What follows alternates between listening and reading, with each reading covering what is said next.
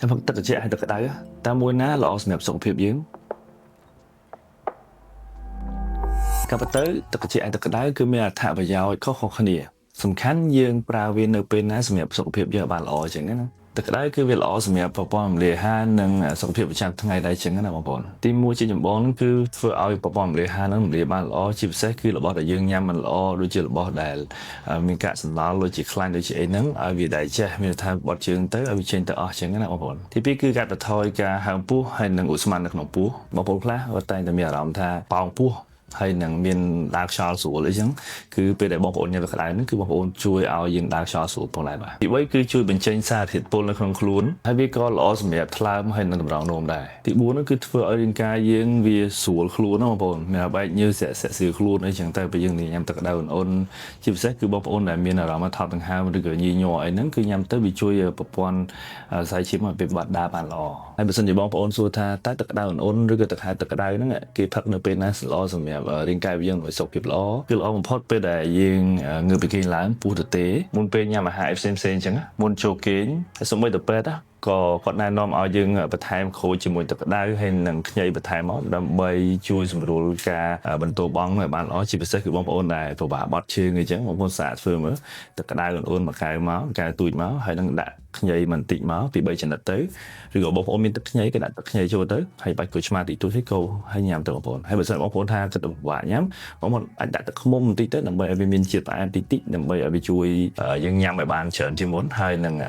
ងមានកម្លាំងដែរអញ្ចឹងណាបងប្អូនតែអញ្ចឹងយើងចូលជាមួយនឹងការផឹកទឹកកកវិញបិទទឹកកកក៏វាល្អដែរសម្រាប់បងប្អូនណាដែលគាត់ញ៉ាំទៅពេលឧទាហរណ៍បងប្អូនដែលនិយមហាត់ប្រាណជាពិសេសគឺនៅមានអាកាសធាតុក្តៅនៅក្រៅអញ្ចឹងណាបងប្អូនបើសិនយើងចង់និយាយតាក់ទងជាមួយនឹងអាកាសធាតុក្តៅហើយនឹងមានលំហាត់ប្រាណដែលធ្វើឲ្យខ្លួនយើងក្តៅណាបងប្អូនវាធ្វើឲ្យយើង cool down មកវិញបងប្អូនហ្នឹងឯងវាខុសជាមួយនឹងទឹកក្តៅហើយទឹកកកក៏មានអត្ថប្រយោជន៍វាដែរបងប្អូនអត្ថប្រយោជន៍របស់ទឹកកកឬគេហៅថាទឹកត្រជាក់ហ្នឹងគឺទី1ជួយកាត់បន្ថយសីតុណ្ហភាពនៅក្នុងរាងកាយរបស់យើងទី2គឺធ្វើអារម្មណ៍យើងធូរហើយនឹងស្រស់ស្រាយឡើងវិញហើយល្អសម្រាប់អ្នកហាត់ប្រាណពេលដែលមុនហាត់ឬក៏ក្រោយហាត់ឬក៏កំពុងហាត់អីចឹងយើងញ៉ាំទៅវាជួយកាត់បន្ថយភាពក្តៅក្នុងខ្លួនរបស់យើងដែរចុងក្រោយទី4គឺធ្វើឲ្យយើងផឹកទឹកបានច្រើនជាងមុនដោយសារសីតុណ្ហភាពនៅក្នុងប្រទេសកម្ពុជារបស់យើងវាក្តៅយើងផឹកទឹកកកវាបានច្រើនជាងមុនមានម្យ៉ាងអ្នកជាមួយទឹកក្តៅទឹកត្រជាក់បងប្អូនវាមា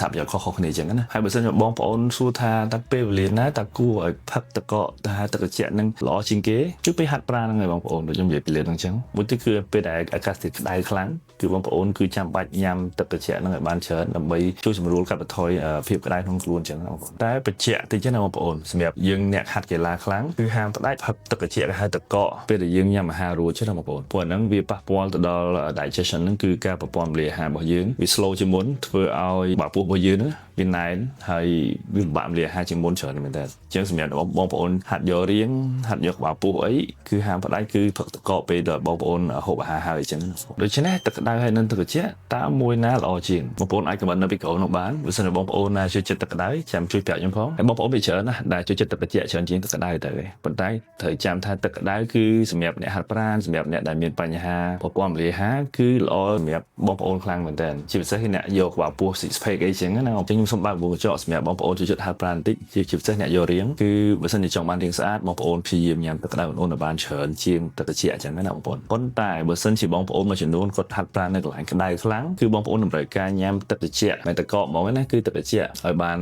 នល្អដើម្បីជួយបន្ថយសីតុណ្ហភាពក្នុងខ្លួនតែបើសិនជាបងប្អូនហាត់នៅកន្លែងសិនជាខ្ញុំ recommend ឲ្យបងប្អូនញ៉ាំទឹកក្តៅអូនដើម្បីជួយសម្រួលអីផ្សេងៗជាពិសេសក្បាលពោះនឹងឲ្យបានលឿនជាងមុនពេលយើងហាត់ទៅបានផលលឿនជាងបងប្អូនក៏អារម្មណ៍ល្អដែរហើយខ្ញុំបញ្ជាក់ពីក្រោមនឹងបន្តិចទៀតបងប្អូនគួរតែញ៉ាំទឹកឲ្យបានគ្រប់គ្រាន់បើមិនជាបងប្អូនអត់ដឹងថាបងប្អូនញ៉ាំទឹកប៉ុន្មាននៅក្នុងមួយថ្ងៃទេបងប្អូនអាចយកគីឡូរបស់បងប្អូនគុណនឹង 0.02 ទៅសម្រាប់អ្នកដែលធម្មតាតែបើមិនជាបងប្អូនអ្នកហាត់ប្រាណបងប្អូនយកគុណនឹង 0.03 ទៅហើយបងប្អូនបែកញើសខ្លាំងនៅកន្លែងហាត់ប្រាណកន្លែងដែលក្តៅខ្លាំងបងប្អូនយ